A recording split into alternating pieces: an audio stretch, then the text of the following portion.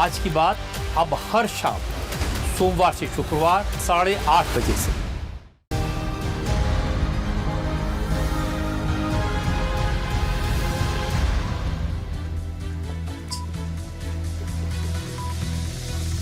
बहुत स्वागत, आप देख रहे हैं कहानी कुर्सी की और स्टूडियो में हमारे साथ हर्षवर्धन त्रिपाठी जी, विजय त्रिवेदी जी, प्रोफेसर संगीत रागी जी, संगीत चौगानकर जी हमारे साथ हैं। अंतर्राष्ट्रीय खबरें पर हमने ब्रेक से पहले आपको बताई। एक खबर जो अंतर्राष्ट्रीय भी है और भारत की भी है, ऐसी खबर और इंटरेस्टिंग खबर है, आपको सुनेंगे, आपको विचार करने लायक बात लगेगी। वो पीओके में बड़ा जबरदस्त प्रदर्शन चल रहा है। अब तो कई हफ्ते हो गए उस बात को, कई लोग मारे गए, दर्जनों लोगों की उसके अंदर मौत हुई और हम लोग पहले भी एक बार चर्चा कर चुके हैं कि पीओके अब शायद उस हद से आगे निकल गया जो वो पाकिस्तान के कब्जे में रहता। अब वहां पर पाकिस्तान के खिलाफ नहीं, पाकिस्तान से अलग होने की बातें खुल के होने लगी हैं। पहले भी होती थी दबी जबान में, अब वो खुलेआम हो रही हैं। तो मुझे एक बयान मिला एक प्रदर्शन में, इस प्रदर्शन को लीड करने वाली जो टीम है उसका एक सीनियर मेंबर वो बयान दे रहा था और मुझे बयान सुन के बड़ा अच्छा लगा। उससे मुझे लगा कि ना अब उनको भी समझ में आ गया है कि हमें मिला क्या। एक तो इसने कब्जा कर रखा है हमारे ऊपर पाकिस्तान ने, ऊपर से हमको ही लूट के अपना देश चला रहा है और गोली भी हम पे मार रहा है। तो उसका जो शब्द है, अब जो आप बयान सुनने वाले हैं उसके आप शब्द सुनिएगा जरा। वो आदमी कह रहा है पाकिस्तान का नाम लेके कि तुम कौन हो। अच्छा, कश्मीर का इशू है तो मेरा, जम्मू कश्मीर का और भारत के बीच की बात है, हम बात कर लेंगे, तुम कौन हो। उसने वो बात कह दी जो भारत कहता आया, जो शुरुआत से ही, जब से इस समस्या का बीज डाला गया था, जब इसको अंतर्राष्ट्रीयकरण इसका कर दिया गया था, तब से भारत कह रहा है तुम तो कब्जा करने वाले हो भाई, पहले कब्जा छोड़ो तब कोई बात होगी। अब वो बात पीओके के नेता कह रहे हैं कि तुम तो कब्जा करने वाले हो, हमारी बात है भारत के साथ है, हम भारत के साथ बात करेंगे। सिंपल, सुनिए। जो तुमने गरीबों का पैसा चोरी करके जो तुमने बंगले बनाए हुए कोठियां, उनके दरवाजों से कश्मीर की लकड़ी की खुशबू आती है। तुम्हारे दरवाजों से हमारी खुशबू आती है, तुम्हारे दरवाजों से। और वो जो ये समझते हैं कि हम ना हो तो ये नहीं चलेंगे, हम उनसे कहते हैं तुम हमारे वसाइल खाली कर दो, हम भूखे मर जाए, तुम नहीं आना। खुदा की कसम हाथ उठा के बता लोगों, भूखे मरेंगे, इनके घर पे नहीं जाएंगे। हम चाहे वो तुम्हारे दर पे नहीं आएंगे, भूखे मरेंगे, तुम्हारे दर पे नहीं आएंगे। और इसी के साथ आगे वो हिस्सा इसमें लिया नहीं गया जिसमें वो कह रहा है कि ये हमारे और भारत के बीच की बात है। सर, यहां तक बात आ जाए फिर बचता क्या है? यही तो पीओके के लोगों को समझने की बात थी। बस बिल्कुल सही बात है कि वाकई हम भी यही कहते हैं कि जम्मू एंड कश्मीर जो है वो भारत का अभिन्न हिस्सा है और हमने अपने संसद के अंदर सीटें छोड़ रखी है। हम जम्मू एंड कश्मीर विधानसभा के लिए जो पाक ऑक्युपाइड कश्मीर है उसके लिए कुछ सीटें छोड़ रखी हैं। तो हमारा ये पूरा मानना है, ऑफिशियल में हमारा स्टेटमेंट है कि जम्मू एंड कश्मीर भारत का अभिन्न हिस्सा है। और इस बार जो भारत ने जो प्रतिवाद किया है वो बड़ा गौरतलब है। भारत ने इस रूप में प्रतिवाद किया है कि वो हमारी जनता है जिस पर गोलियां चला रहे हैं आसिफ मुनीर, जो स्वीकार नहीं है। और पहली बार ऐसा हुआ कि भारत ने इस मामले को उठाया कि दुनिया के ह्यूमन राइट्स के जो कर्ता धर्ता हैं जरा देखें, और दुनिया की जो एजेंसियां हैं, जो संस्थाएं हैं, अंतर्राष्ट्रीय संस्थाएं, इस बात का कॉग्निजेंस ले कि क्या पाक ऑक्युपाइड कश्मीर के अंदर क्या क्या हो रहा है। और दूसरा हिस्सा है कि यदि वहाँ की जनता और वहाँ की जनता को लगता है कि भाई इस साइड का कश्मीर और उस साइड का कश्मीर, दोनों के बीच में वो तुलनात्मक अध्ययन तो करते ही हैं जी। और पिछले नरेंद्र मोदी के सत्ता में आने के बाद का कश्मीर की जो कायाकल्प हुई है, जो पलटा है, खास करके जैसे हम कहते हैं 2019 के बाद जितना इंफ्रास्ट्रक्चर का वहाँ डेवलपमेंट हुआ है वो तो अद्भुत ही है। एक अच्छी बात याद आ गई, दुल्लत साहब। हाँ, रॉ के पूर्व और वो उनको अब ज्यादा आलोचना करने वालों के तौर पर देखा जा रहा था सरकार के निर्णयों की। नहीं अभी वो कर भी रहे थे। ना अभी बयान सुनिए उनका क्या है। हाँ। मुझे भी हैरानी हुई। उन्होंने कहा कि कश्मीर में 2019 के बाद बहुत गजब काम हुआ है और सुरक्षा के लिहाज से देखें तो बहुत शांति, बहुत परिवर्तन हो गया। ये वो आदमी कह रहे हैं जो आमतौर पर नरेंद्र मोदी की पॉलिसीज, सिक्योरिटी पॉलिसीज के खिलाफ रहते हैं। उन्होंने कहा 370 हटने के बाद कश्मीर के अंदर बहुत बड़ा परिवर्तन देखने को मिला है। फिर उन्होंने जो तारीफ की अजीत डोवल की, डोभाल साहब के बारे में कहा कि हर लिहाज से वो आदमी मुझसे बेहतर है। मैं भी एक स्पाई हूं, वो भी एक स्पाई है, लेकिन वो जो कर सकते हैं मैं नहीं कर सकता। फिर पूछा भी इंटरव्यूअर थे कि ऐसी कौन सी बातें हैं, कुछ अगर आप बता पाएं। बोले किसी भी लेवल पे जहां वो आदमी जाकर के सोच सकता है, जितना वो ऑपरेट कर सकता है और वो जितना रिस्क ले सकता है देश के लिए, वो अद्भुत है। ये बात वो उनके लिए कह रहे थे। लेकिन मैं आपको अगला बयान मोहन भागवत जी का सुनवाने वाला था। आपको मालूम है पीछे अभी थोड़ा सा हाँ उस पे जाने से पहले देखिए, जो कुछ जम्मू कश्मीर में हो रहा है, और जब मैं जम्मू कश्मीर कह रहा हूँ तो पाकिस्तान ऑक्युपाइड जम्मू कश्मीर की बात कर रहा हूँ, वो जो हो रहा है इसको समझना इसलिए बहुत ज़रूरी है क्योंकि जो जॉइंट अवामी एक्शन कमेटी JAAC है जी, उसके एक नेता शाहजेब हबीब की हत्या के बाद ये सब हुआ है। ये इनके कंट्रोल के बाहर है। 14,000 फोर्सेज, ब्रूटल फोर्सेज, और जिसको वहां के नेता कह रहे हैं कि मैसेकर हो रहा है। पहली बार है कि जनता उस तरह से निकली कि उनको समझ में नहीं आ रहा है, जो वहां के जो पाकिस्तान के लोग हैं, कि इसको कैसे रिस्पॉन्ड करें। तो हमें यूं भी देखना चाहिए। तो कई बार हम लोग कहते हैं ना कि दुनिया के अलग अलग हिस्सों में दुनिया के बड़े देश तो बहुत कुछ करते हैं, हमारा देश क्या करता है? कई बार हम अपने देश को बड़ा कमजोर तरह से देखते हैं। लेकिन जो ये सब हो रहा है इसको भी जरा देखना चाहिए। और जब आपने जहां जाके खत्म किया ना कि हमारे और भारत के बीच की बातचीत है, तो हमारी लीडरशिप ने क्या किया होगा, हमारी सरकार ने क्या किया होगा, हमारे स्पाइस ने क्या किया होगा, हमारे इंटेलिजेंस ने क्या किया होगा, उसको भी जरा देश को सोचना बिल्कुल बिल्कुल बिल्कुल। अब मैं आपको मोहन भागवत जी का बयान इसलिए सुनवा रहा था। सर हमारे खबरें बहुत सारी होती हैं। हमारे लोगों ने कुछ नहीं किया है सर। जो चलिए है इस वहाँ पर का सर एक अपना कल आंदोलन और डिटेल में बात करेंगे। उनका कोई पाकिस्तान पे स्टेटमेंट है, इंपॉर्टेंट है 1-2 दिन पुराना, लेकिन आज नजर में आया तो मैंने कहा आपको सुनाऊं। मोहन भागवत जी ने दत्तात्रेय होसबोले के उस बयान का पर उन्होंने रिएक्ट किया जब होसबोले साहब ने कहा था कि बातचीत तो सबसे होनी चाहिए, बातचीत के दरवाजे सबके लिए खुले रहने चाहिए। वो पाकिस्तान की बात कर रहे थे। तो मोहन भागवत जी ने कहा, क्लैरिफाई किया पहले कि वो पाकिस्तान की सरकार की बात नहीं कर रहे थे, वो पाकिस्तान के लोगों की बात कर रहे थे कि लोगों से तो बात होनी चाहिए। और उन्होंने कहा ये तो हिंदू विचार है, उदार विचार है, सबसे बात करो, सबके साथ संपर्क में रहो। उन्होंने कहा ये तो हमारा मूल वो है, भावना है। फिर आगे जो उन्होंने कहा वो और इंटरेस्टिंग है। उन्होंने कहा अच्छा इमेजिन कीजिए कि भारत पाकिस्तान की जंग हो जाए और पाकिस्तान बहुत बुरी तरह हार जाए, बियॉन्ड, उनके शब्द में बियॉन्ड रिपेयर टूट जाए, तो आप क्या करेंगे? तो उन्होंने कहा पहले तो उन लोगों का क्या होगा? तो उन्होंने कहा उन लोगों को आप पहले कोशिश करेंगे हिंदू फोल्ड में लेकर के आए। हिंदू फोल्ड जब वो कह रहे हैं तो मुझे तो ऐसा लगा कि वो कह रहे हैं कि घर वापसी टाइप इनकी कराएं। अब वो 24-25 करोड़ लोग हैं और सारे ही मुसलमान हैं ऑलमोस्ट, वहाँ तो बहुत कम है माइनॉरिटी। एक बात। फिर उन्होंने कहा अच्छा मान लो वो ये नहीं करते, वो कहेंगे साहब अब हम अलग दिशा में जा चुके हैं, तो फिर आप उनसे इतना तो एक्सपेक्ट करोगे कि भाई आप फिर शांति से रहो, सामने वाले को भी जीने का अधिकार मानो, कट्टरपंथी ना रहना, ये आप उनसे अपेक्षा करेंगे। तो उन्होंने कहा कि ये सब अगर होगा तो बात तो करनी पड़ेगी ना। और फिर अंत में उन्होंने कहा कि हम हिटलर नहीं हैं। अब हिटलर वाली बात खतरनाक है। आप पहले बयान सुन लीजिए। Tomorrow, imagine that the Pakistan state will be broken completely by some Indian onslaught, Bharati onslaught. In war will defeat it beyond repair. What are we going to do with the public of Pakistan? All these things they have to do. We are not like Hitler. That is not our nature.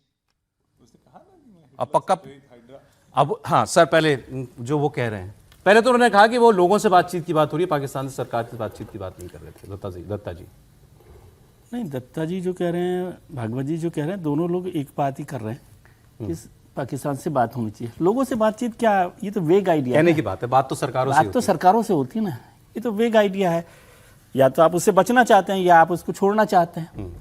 बातचीत, लोगों से बातचीत का मतलब भी सरकार होती है। कौन सरकार करेगा? सौरभ जी और इस्लामाबाद में बैठा हुआ कोई आदमी बात करेगा? लोगों ने तो सरकार चुन के दी, लोगों ने तो सरकार चुन के दी है। यहाँ जो सरकार बात कर रही है, जो लोग, हालांकि वहां से चुनी हुई सरकारें होती नहीं, प्रधानमंत्री हैं वहां पर, नहीं तो कैसे करेंगे आप बातचीत? लोगों से बातचीत का क्या उस बात से मैं सहमत हूं, मैंने सिर्फ इतना कहा वो चुने हुए तो नहीं है। चुने हुए हैं। तो जो लोग वहां पर सरकार में बैठे हुए हैं वो, मतलब मैं इसको यदि बहुत क्लैरिटी के साथ देखो, क्योंकि मैंने हिंदुस्तान पाकिस्तान के रिलेशनशिप पर बहुत कवर किया है, बहुत समय से देखा है, खासतौर से वाजपेयी जी के वक्त में, मनमोहन सिंह के वक्त में और बाद की सरकारों में। तो वाजपेयी सरकार हमेशा से इस बात की सहमत रही कि वो पाकिस्तान के साथ बातचीत करने के लिए तैयार रहते हैं, कैसे बातचीत की जाए, है ना। वो तो जो एक्सट्रीमिस्ट थे उनके साथ भी बातचीत के लिए तैयार थे। किनसे? एक्सट्रीमिस्ट जो कश्मीर में रहते थे उनके साथ भी भारत की सरकार, बात कर रहे हैं आप? वाजपेयी सरकार की बात कर रहे हैं।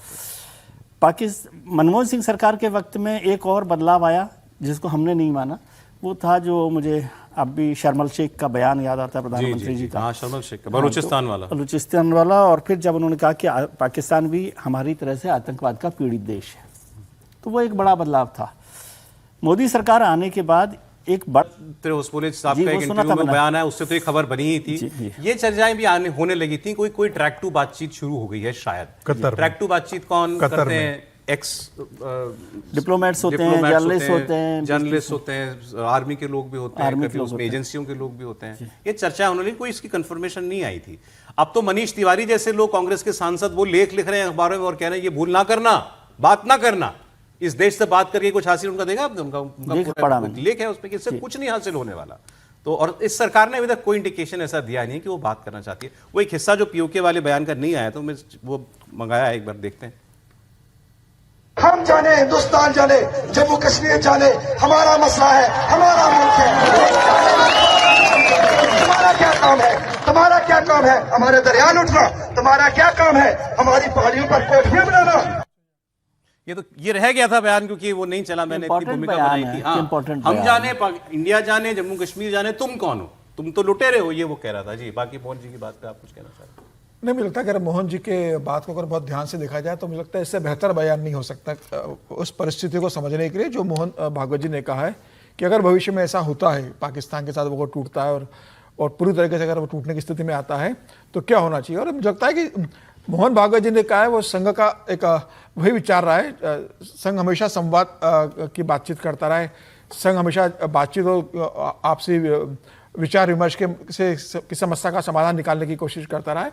और मोहन भागवत जी भी तो ये करते हैं, जब जाते हैं मस्जिदों में चले जाते हैं, मुस्लिम स्कॉलर्स को मिलने के लिए बुलाते हैं, कह रहे हैं कि पाकिस्तान चर्चा से बात करते हैं। होनी चाहिए। निश्चित रूप से मोहन भागवत जी का ये कहना है कि जो दत्तात्रेय जी ने कहा था बातचीत होना चाहिए, उसी को उन्होंने अपने तरीके से कहा है। संघ भी यह मानता है कि पाकिस्तान से बातचीत होना चाहिए। नहीं, इसमें सरकार और संघ, और फिर वो कह रहे हैं हम हिटलर थोड़ी है। सरकार और संघ की भूमिका में भी कोई कंफ्यूजन नहीं। सरकार भी बात ही करना चाहती थी, लेकिन सरकार ने कहा गोली और बोली एक साथ नहीं चलेगी। आप मोहन जी से अगला सवाल करिए कि गोली चल रही है, आप बोली के पक्षधर हैं, वो कहेंगे गोली और बोली एक साथ नहीं चलेगी। सरसंघ चालक उत्तेजना में और अचानक आक्रोश में आकर कोई बात नहीं करते हैं। वो बहुत स्थिर व्यक्ति हैं, इतना बड़ा संगठन चला रहे हैं, उनको पता है कि कब क्या बात करें। और एक उसी के आगे बात कर रहा हूं। पहली बात तो ये पीपुल टू पीपुल कॉन्ट्रैक्ट ये पूरी तरह से फर्जी आइडिया है जिसका समय समाप्त हो चुका है। सरकार से बात कब होगी? सरकार से बात कब होगी? जब वहां इस तरह का वातावरण बनेगा या हम कब्जा कर लेंगे।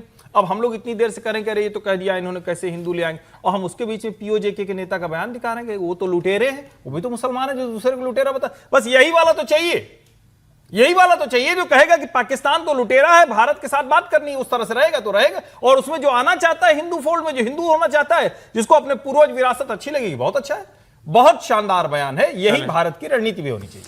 आगे बढ़ते हैं। आपको राहुल गांधी की बात आपको हम बता देते हैं। प्रधानमंत्री नरेंद्र मोदी को घेरने की रणनीति इंडिया गठबंधन के मीटिंग में दिल्ली में बनी थी अभी 4-5 रोज पहले। उसी दिन खबर आ गई थी कि मोदी से ज्यादा तो बात वहां पर कांग्रेस की हुई कि कांग्रेस पार्टी ने कैसे सहयोगियों को छोड़ा। डीएमके आज इस मीटिंग में क्यों नहीं है? लेफ्ट वाले उन्होंने कहा कि तुमने कहा हम बीजेपी की बेटी में, राहुल गांधी से पूछा, और राहुल गांधी ने भी कहा कि आप मेरी आलोचना कीजिए, मुझे प्रॉब्लम नहीं है। आलोचना रुकनी नहीं, लेकिन अब प्रॉब्लम होगी। डीएमके ने अपने मुखपत्र मुरसली में आज एक लेख लिखा है और उसकी हेडलाइन है a big joke and politically immature. ये कांग्रेस के लिए नहीं है, राहुल गांधी के लिए लिखा है that he is a big joke and he is politically immature. ये डीएमके कह रही है राहुल गांधी के लिए।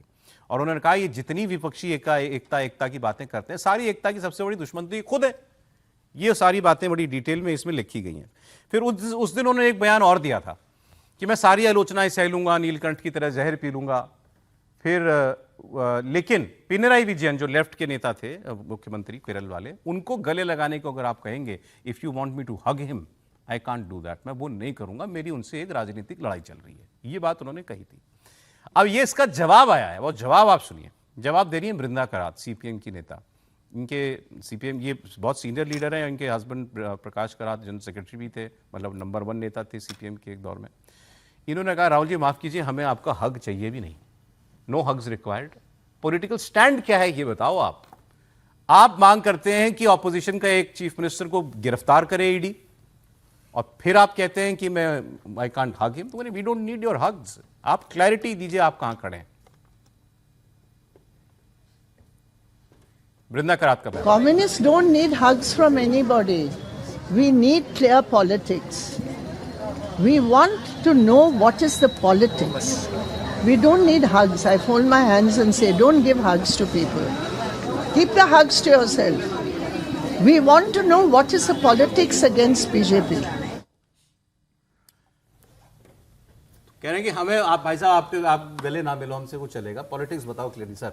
ये बिल्कुल ठीक तरीके से वृंदा जी बात कर रही हैं, और जो इसका डीएमके का भी जो बयान है वो भी ठीक बयान है। उसी पर चर्चा हम लोग पहले भी की, जब वो विजय के साथ सरकार बनाई, तो वो हो सकता है पॉलिटिकली उनको समझ में आती हो बात, लेकिन वो एक बड़ा पॉलिटिकल डिच है। और मैं तो ये समझता हूँ कि जो आज हम बातें कर रहे हैं कि डीएमके के 22 एमपी इस सरकार का समर्थन करेंगे, उसके लिए जिम्मेदार राहुल गांधी है, ऐसा मैं समझता हूँ पूरी तरीके से। हाँ, क्योंकि उन्होंने वहां से वहां शिफ्ट करने में उनकी मदद। आप समझ रहे हैं, फिर इसमें कोई सवाल खड़ा नहीं किया जा ये सकता। तो गलत नहीं, मतलब उसमें है? आपने हमारा साथ छोड़ दिया इसलिए हम एनडीए का समर्थन करेंगे। आपकी विचारधारा क्या है? आप तो अपनी विचारधारा पे रहो ना। नहीं, कोई आपका साथ रहेगा नहीं, इससे क्या लेना देना? समीर जी, आप थोड़ा सा आप हमारे सहयोगी नहीं हो, तो अब ऐसे हम जाके एनडीए को समर्थन कर देंगे, हम बीजेपी का समर्थन कर देंगे।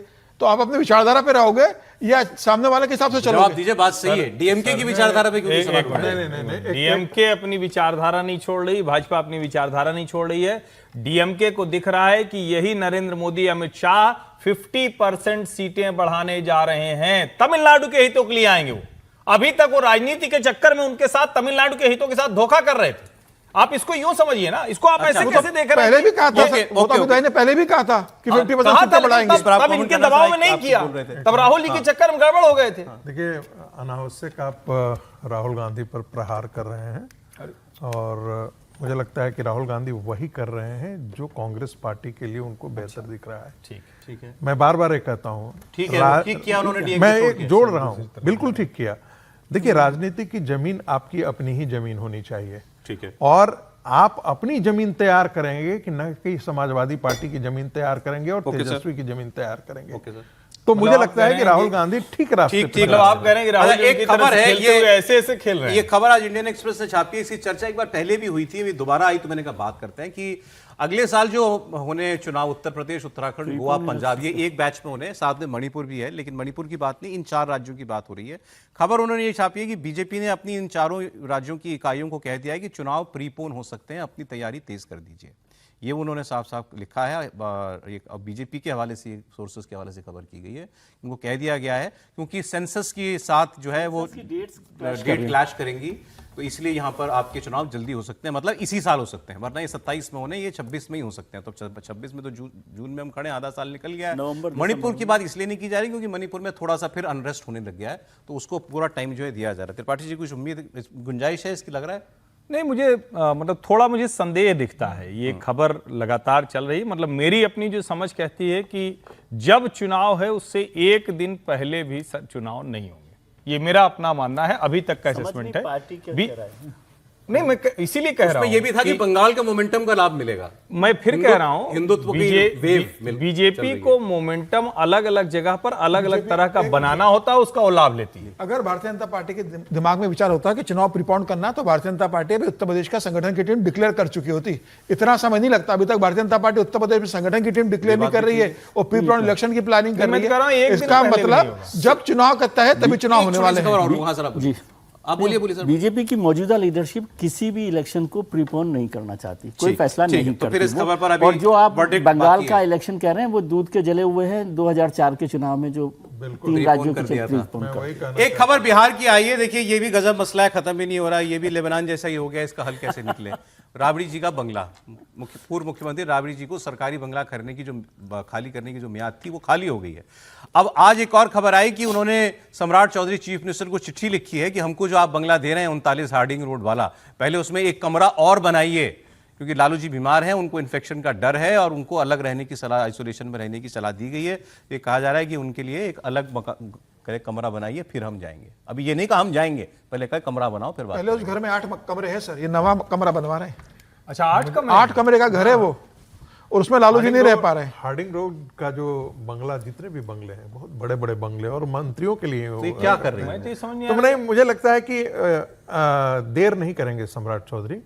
एक ही कमरा बनाना है ना, बहुत ज्यादा मुश्किल नहीं अरे है। सर, ये आमतौर एक मिनट, एक कंप्रोमाइज फार्मूला है, ध्यान रखिएगा। ये कंप्रोमाइज फार्मूला है इसलिए कि उनकी इज्जत बच जाएगी, उनकी बात भी। बंगले उन सब में क्या होता है कि एक रेस्ट हाउस या गेस्ट हाउस बनता ही है। नहीं, सम्राट चौधरी को पूछना चाहिए कि 8 कमरों का इस्तेमाल आप क्या करोगे भाई? लेकिन आप कहाँ सोचिए ना, कमरे में एक रहेगा? बंगला खाली ना करना पड़े, कैसे कैसे बहाने जो है उसके लिए खोजे जा रहे हैं। बहुत धन्यवाद सर, समय इतना ही था। हर्षवर्धन जी, विजय जी, प्रोफेसर साहब, समीर जी, बहुत शुक्रिया। कल फिर मिलेंगे आपसे एक बजे।